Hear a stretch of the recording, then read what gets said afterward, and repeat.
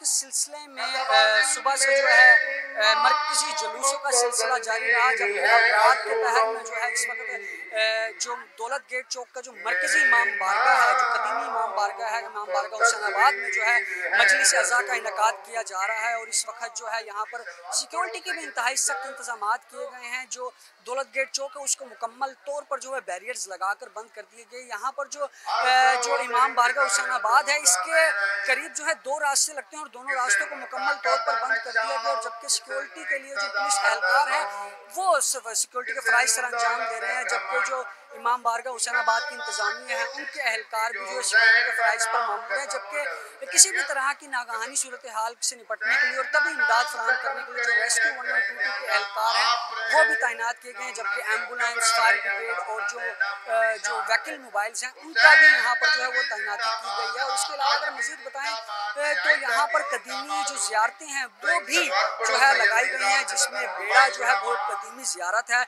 जिसको जो है सफ़ीना आले रसूल के नाम से भी जाना जाता है। उसकी ज़ियारत के लिए बड़ी तादाद में जो अज़ादारान हुसैन हैं वो यहाँ पर तशरीफ़ ला रहे हैं और अपनी मन्नतें मुरादें मांग रहे हैं। इसके अलावा और भी बहुत सारी ज़ियारतें हैं जो यहाँ पर लगाई गई हैं, जिसकी ज़ियारत के लिए अज़ादारान हुसैन दूर दराज के इलाकों से यहाँ पर आ रहे हैं। और जबकि सकीना बीबी के नाम से जो है एक सबील भी यहाँ पर लगाई गई है जहाँ से अज़ादारान हुसैन को पानी पिलाया जा रहा है। और उस पर अज़ादारान हुसैन का ये कहना है कि इस सबील से पीने वाले पानी से जो है इंसान को जो है वो शफा हासिल होती है।